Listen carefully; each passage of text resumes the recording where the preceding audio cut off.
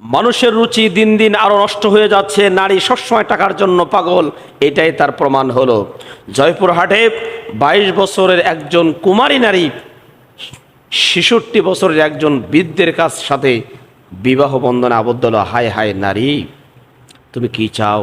তোমার এই সুন্দর যৌবন লাবণ্য টাকার কাছে হারিয়ে দিলে, বিক্রি করে দিলে? না না, আমি বলছি বিয়ে করা না যায় তা না, কিন্তু তার সেই রুচিটা গেল কোথায়? তার জন্য কি সেই কুমারী নারীর জন্য কি কোনো পুরুষ নেই, কোনো যুবক পুরুষ নেই? এগুলো কিছুদিন পরেই বয়সের যে তারতম্য আছে, সেই তারতম্যটা থাকার কারণে এই যুবক বা স্বামী কিছুদিন পরে তো মৃত্যুবরণ করবে। আর এই নারীটা শুধুমাত্র আমার মনে হয় তাকে বিয়ে শাদী করেছে ধন সম্পদ, টাকা পয়সা কুক্ষিগত করার জন্যই। যেমন আমাদের দেশে একজন মন্ত্রী ছিল, ওই রেলমন্ত্রী নজিবুল বাসার, সম্ভবত মুজিবুর রহমান না কি যেন, তাকে বিয়ে করেছিল এক কুমারী। এইরকম না, বিয়ে করা এটা যে হারাম তা বলছি না, ইসলামে জায়েজ আছে, কিন্তু আজকে রুচিবোধ যাচ্ছে কোথায়? আল্লাহ রসুল সাল্লাহ সাল্লামের কাছে এক সাহাবী আসলেন, এসে বললেন যে আমি বিয়ে শাদী করবো।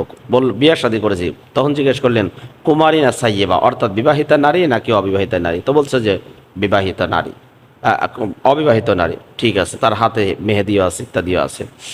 আজকে আস্তে আস্তে করে আমাদের সমাজে মানুষের ভিতর থেকে যে সুস্থ রুচি বোধ সেগুলো উঠে যাচ্ছে। কি আশ্চর্যজনক কথা! সেই 60 থেকে 70 বছরের বুড়া, তাকে 22 বছরের একজন কুমারীকে কেন বিয়ে করতে হবে? হ্যাঁ, বিয়ে করতে পারেন। আল্লাহ রাব্বুল আলামিন কোরআনুল কারিমে এই বিয়ে ব্যাপারে হালাল হিসেবে গণ্য করেছেন, কিন্তু একজন পুরুষকে বিয়ে করলে তার জন্য ভালো হতো, কারণ এই বিয়ে শাদী করার মধ্য দিয়ে তারা পৃথিবীতে সন্তান উৎপাদন করতে পারত। নবী সাল্লাল্লাহু আলাইহি সাল্লাম বুখারী শরীফের মধ্যে বর্ণনা করেছেন, বুখারী শরীফের 2য় খণ্ড, তাজাওয়াজুল উলুদাল উদুদা ফাইন্নী মুফাখিরুম বিকাসরাতিকুমুল উমাম, তোমরা এমন নারীকে বিয়ে করো যেই নারী অধিক সন্তান উৎপাদন করবে, কারণ কিয়ামতের দিন আমি আমার মানে উম্মতের আধিক্যতা নিয়ে গর্ব করতে থাকবো, যেন বেশি উম্মত হয়। এই যে 80 বছরে বা 70 বছরে বুড়া, এই বুড়ার সাথে কুমারী যে বিয়ে হয়েছে, সন্তান উৎপাদনের ক্ষেত্রে অনেকটা হ্যাম্পার হয়ে যাবে।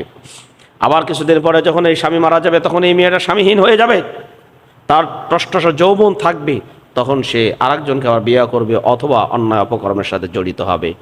সম্মানিত ভাইয়েরা, আমার বলার মূল উদ্দেশ্য হচ্ছে এই, আমাদের সমাজ দিন দিন আস্তে আস্তে করে তাদের রুচি বোধগুলো, সুস্থ রুচি সব নষ্ট হয়ে যাচ্ছে। সুস্থ রুচি বোধ যদি নষ্ট হয়ে যায়, তাহলে এর সমাজ ব্যবস্থাপনা একদিন ধ্বংস হয়ে যাবে, নষ্ট হয়ে যাবে। এই জন্য আসুন আমরা রুচিবোধকে জাগ্রত করি, আমাদের কাজগুলো আরও সুন্দর করি, তাহলে আমাদের কাজও সুন্দর হবে, সমাজও সুন্দর হবে।